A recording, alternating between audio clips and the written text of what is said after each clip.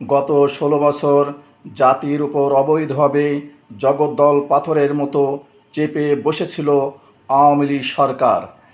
কিন্তু ছাত্র জনতার বিক্ষোভের মুখে গণহত্যা চালিয়ে সেই সরকার দিল্লিতে পলায়ন করে এবং ৫ই আগস্টের পর অন্তর্বর্তীকালীন সরকার গঠন হওয়ার পর ছাত্র জনতার গণ দাবির মুখে আওয়ামী লীগকে নিষিদ্ধ করা হয়।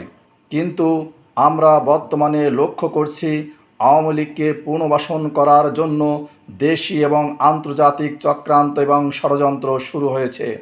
বিশেষ করে ভারতের পক্ষ থেকে গভীর চক্রান্ত করা হচ্ছে আওয়ামী লীগকে পুনর্বাসন করার জন্য এবং ভারতের পাদে ফা দিয়ে বর্তমানে বিএনপিও সেই ষড়যন্ত্রে ফাঁদ পা দিয়ে তারা আওয়ামী লীগকে পুনর্বাসন করার চেষ্টা করছে। কারণ আওয়ামী লীগ যদি না থাকে তাহলে বিএনপির রাজনীতি অপ্রাসঙ্গিক হয়ে যায়। কারণ বিএনপি এবং আওয়ামী লীগ মুদ্রার এপিঠ আর ওপিঠ। আওয়ামী লীগ না থাকলে বিএনপির ভোট চাওয়ার মতো কোনো ন্যারেটিভ থাকে না।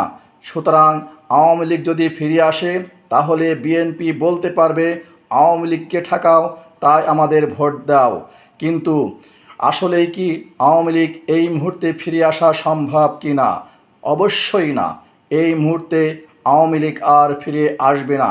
কারণ এখনও শহীদদের রক্তের দাগ রাজপথ থেকে শুকায়নি। এখনও আহতরা বিছানায় কাতরাচ্ছে। এখনও শহীদদের মায়েদের আহাজারিতে আকাশ বাতাস ভারী হয়ে উঠেছে। এই অবস্থায় কোনো মতেই আওয়ামী লীগ ফিরে আসবে না।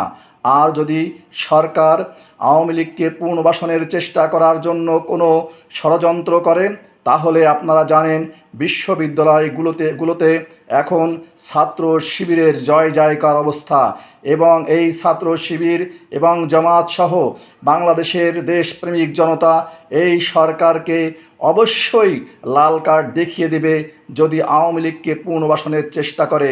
এবং এই পুনর্বাসনের চেষ্টা করলেই আমার বিশ্বাস এদেশে আরেকটি প্রতিবিপ্লব হবে এবং সেই প্রতিবিপ্লব হবে জনতার প্রতিবিপ্লব। সেই বিপ্লব হবে অরিজিনাল বিপ্লব এবং সেই বিপ্লবের মাধ্যমেই এদেশের মানুষের মুক্তি মিলবে বলে মনে করি।